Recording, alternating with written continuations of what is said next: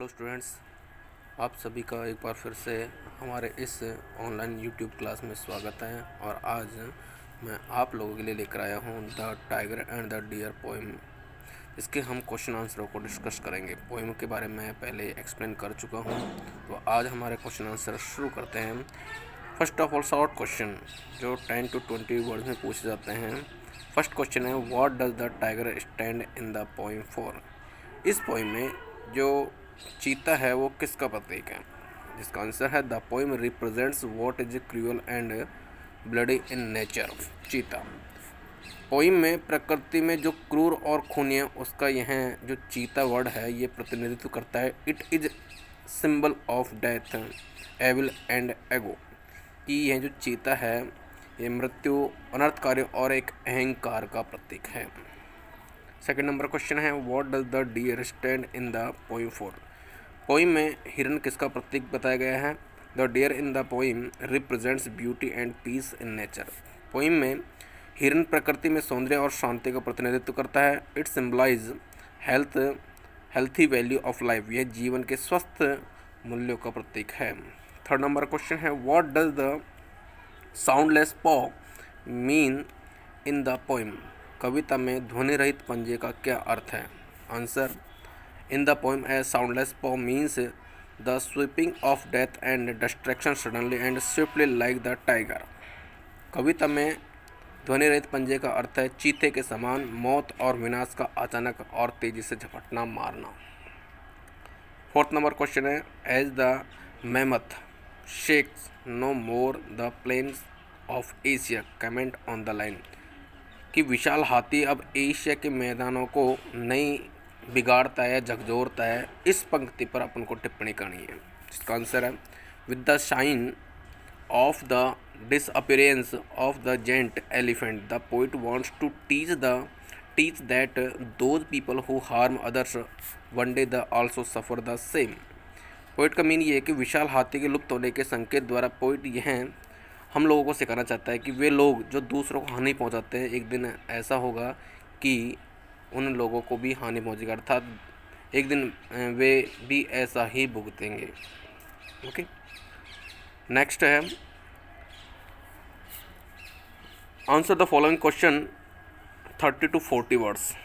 जिसमें first question है, the wind slipped through the leaves as if afraid lest its voice and noise of its steps perturb the pitiless splendor. Explain whose voice and noise of steps perturb the grandeur. इन हवा पत्तियों में से ऐसे गुजरी जैसे डरती हुई हो, और कहीं उसकी आवाज़ और उसके कदमों का शोर क्रूर सौंदर्य को परेशान न कर दें। इस पंक्ति की अपन को व्याख्या करनी है कि आवाज़ और कदमों का जो शोर है वो सौंदर्य को परेशान कैसे करता है। आंसर है, in this expression the poet is pointing to the sound and noise of the wind which was flowing very comfortably as if filled with fear and uncertainty of that moment. इस अभिव्यक्ति में कवि हवा की आवाज़ और शोर की ओर संकेत कर रहा है जो बहुत ही आराम से ऐसे बह रही थी जैसे उस क्षण के भय और अनिश्चितता में वह हवा जकड़ी हुई हो। If she makes a sharp note she will scatter the leaves and disturb the plan and conspiracy of the cruel leopard. Conspiracy में होता है षड्यंत्र करना। कि यदि वह तेज बहे तो वह पत्तियों को बिखेर देगी और क्रूर चीते की योजना और जो षड्यंत्रकारी जो योजना वो बना रहा था उसको वह भंग कर देगी। ओके, सेकंड नंबर क्वेश्चन है, destroyed the mild harmless beauty by the strong cruel beauty in nature. Explain the line. Destroyed the mild harmless beauty by the strong cruel beauty in nature. इस line को explain करना है। Answer है, there is a duality in nature and creation. Brute, bloody and cruel tiger coexists with the deer who is splendid, mild and serene. प्रकृति और सृष्टि में दोहरापन है। निर्दयी, खूनी और क्रूर चीता जो सुंदर, सौम्य और शांत हिरण के साथ साथ है, लेकिन the scene gets throttled and killed by the ferocious, लेकिन जो शांत है उसका गला घोट दिया जाता है और जो खूंखार है उसके द्वारा उसे मार दिया जाता है। The poet points to the process of dominance and destruction of the meek by the strong in the world. कवि संसार में शक्तिशाली द्वारा कमज़ोर को दबाने और उसका विनाश करने की प्रक्रिया की ओर इंडिकेट करता है, संकेत करता है। Third number question, which expression in the poem reveals the optimistic mood of the poet. कविता में कौन से व्यक्ति कवि के आशावादी मन स्थिति को उजागर करती है? Answer, there is an expression in this poem where the poet hopes that a day will come when the leopard will disappear like a giant elephant and not kill an innocent deer in the depths of the forest। Poet का meaning ये है कि इस कविता का व्यक्ति है जहाँ कवि यहाँ आशा करता है कि एक दिन आएगा जब चीता विशाल हाथी की तरह लुप्त हो जाएगा और जंगल की गहराई में निर्दोष वह हिरन को नहीं मार पाएगा। This expression highlights the hopeful state of the poet that one day peace will prevail। यह अभिव्यक्ति कवि की आशावान मन स्थिति को उजागर करती है कि एक दिन शांति स्थापित होगी। Now long question, 100 words. First question, how would you relate the killing of the innocent deer by the tiger with the healthy and values of life by the cruelty of modern civilization of the materialistic mind. कि आप चीते द्वारा निर्दोष हिरन के मारे जाने का आधुनिक सभ्यता या भौतिकवादी मानसिकता द्वारा जीवन के स्वस्थ मूल्यों के नष्ट करने के बीच में कैसे संबंध को स्थापित करेंगे? आंसर है, the poet Arvind used the symbol of the leopard and the deer to show how powerful and ferocious beings in nature directly dominate the simple and peaceful systems and destroyed them। Mean ये है कि कवि जो अरविंद है वो चीते और हिरण के प्रतीक का प्रयोग ये दिखाने के लिए किया है कि किस प्रकार प्रकृति में शक्तिशाली और खूंखार प्राणी सीधे साधे और शांत प्राणियों पर हावी होते हैं और उन्हें नष्ट करते हैं। The same has happened in the history of the world that powerful civilizations destroy weak civilization when they come in contact with each other। कि ऐसा ही संसार के इतिहास में होता है कि शक्तिशाली सभ्यताएं कमज़ोर सभ्यताओं को नष्ट कर देती है जब वे एक दूसरे के संपर्क में आती है तब। नाउ अडे आजकल with its materialistic mindset modern civilisation is ending healthy value of life like love, selfishness and honesty like a leopard. आजकल अपनी भौतिकवादी जो मानसिकता है उसके साथ आधुनिक सभ्यता चीते के समान जीवन के स्वस्थ मूल्यों जैसे प्रेम, निस्वार्थता और ईमानदारी को समाप्त कर रही है। They are being replaced by cruelty and selfishness to run after material progress in personal and national life. कि इनको व्यक्तिगत और राष्ट्रीय जीवन में भौतिक प्रगति के पीछे भागने हेतु क्रूरता और स्वार्थता से प्रतिस्थापित किया जा सकता है, अर्थात शांति को स्थापित किया जा सकता है।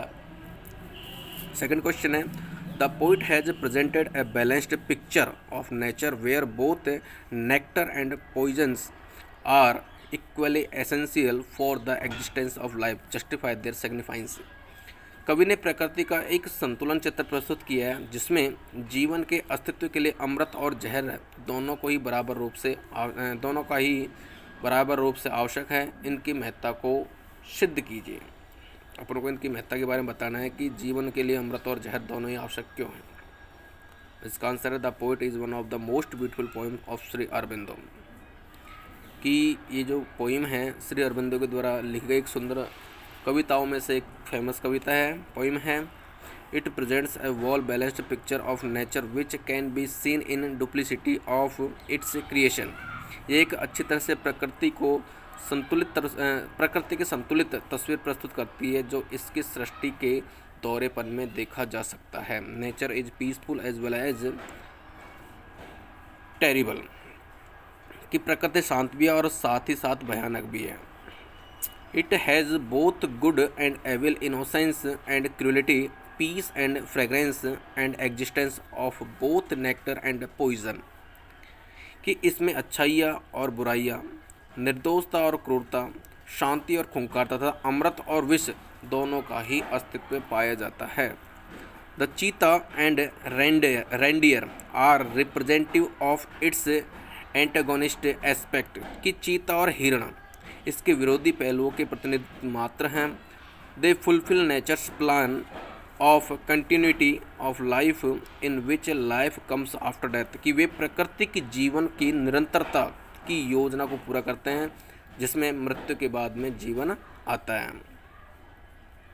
इस प्रकार विष और अमृत दोनों ही जीवन के अस्तित्व के लिए आवश्यक है। थर्ड नंबर क्वेश्चन है, what inspiring message does the poem convey, कि कविता क्यों प्रेरणादायक संदेश देती है या क्या प्रेरणादायक संदेश देती है। Answer, Shri Aurobindo's poem the tiger and the deer is a dedicated poem. ये जो पोइम है अरबिंदो के द्वारा लिखी गई the tiger and the deer एक शिक्षात्मक कविता है। Through the anecdote of the tiger and the deer, the poet not only reveals the contrast lying in the forests but also conveys an inspiring message। चीते और हिरण की छोटी सी कहानी के माध्यम से कवि जंगलों में व्याप्त जो विरोधाभास है उसी को उजागर नहीं करता बल्कि एक प्रेरणादायक संदेश भी यहाँ पर देता है। It is the poet's conviction that suffering are not eternal, कवि का यह विश्वास है कि कष्ट स्थायी नहीं होते हैं। In spite of death and devastation, कि मृत्यु और विनाश के बावजूद जीवन जो होता है वो life is something to be enjoyed, जीवन और विनाश के बाद जीवन बड़ा ही आनंददायी होता है।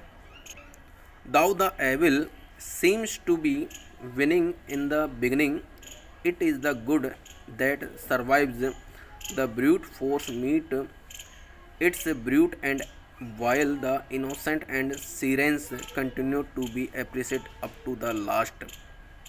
यद्यपि बुराई शुरू में जीतती हुई दिखाई देती है लेकिन यह केवल अच्छाई है जो जीवित रहती है। निर्दय शक्ति का निर्दय अंत होता है जबकि निर्दोष और शांत की अंत तक प्रशंसा होती रहती है। ओके, ये लॉन्ग क्वेश्चन थे। नेक्स्ट कुछ एडिशनल क्वेश्चन हो रहे हैं। तो एडिशनल क्वेश्चन में फर्स्ट क्वेश्चन है, hardly daring to breathe who does the point refer to, कि सांस लेने का साहस भी नहीं। पोइट यहाँ पर किसकी ओर इंडिकेट कर रहा है, संकेत कर रहा है। आंसर है, in this expression not even breathing the poet while drinking water in the pond pointed to a leopard growing silently like a deer, कि इस अभिव्यक्ति सांस लेने का साहस भी में पोइट तालाब में पानी पीते हुए हिरण की तरफ चुपचाप बढ़ते हुए चीते की ओर संकेत करता है। The deer was unaware of the danger posed, हिरण अति हुए खतरे से अनजान था। देयर वॉज कंप्लीट पीस, वह पूर्ण शांति थी। The leopard could not even dare to breathe so that he could not warn the deer and spoil his plan, कि चीता सांस लेने का साहस भी नहीं कर पा रहा था कि कहीं हिरण को वह सचेत न कर दे कि अपनी वह योजना को बिगाड़ दे। कहने का मतलब ये है कि अगर मैं सांस ले लेता हूँ, मैं अपनी जो कॉन्स्पायरस करता था, जो षड्यंत्र रच रहा था उसे मारने का, वो विफल हो जाता।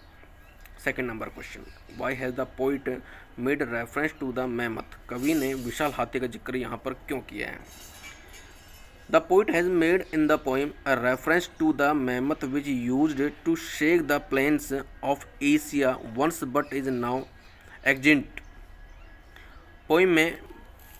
पोइट ने उस विशाल हाथी का जिक्र किया है जो कभी एशिया के मैदानों को हिला देता था। द पोइट, लेकिन अब वो सब लुप्त हो चुका है। The poet does so to teach that those who harm others are destroyed like the mammoth, कवि यह सिखाने के लिए कहता है कि जो दूसरों को हानि पहुंचाते हैं वो विशाल हाथी के समान ही नष्ट हो जाते हैं। The evil comes and while the good lives on, कि बुराई का अंत होता है और अच्छाइयाँ चलती रहती है। This question are of the poem of the deer and the tiger. So thanks.